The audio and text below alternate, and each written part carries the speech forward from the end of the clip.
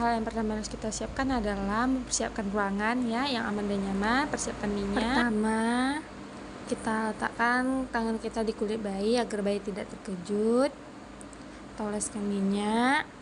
Lalu kita usapkan bagian dada bayi antara puting susu. Lanjut kita lakukan tekan putar di ujung hidung. Lanjut kita tekan putar di cekungan leher.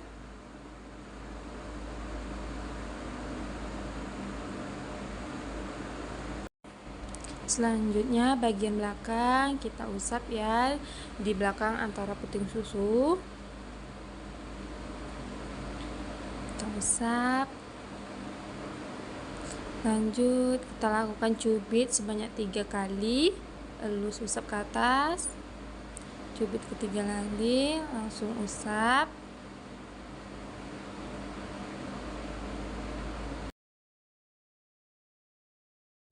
Jika bayinya disertai demam, maka kita lakukan tindakan ya, usapan di jempol jari ya, arah luar ke bawah dalam sebanyak 5 kali.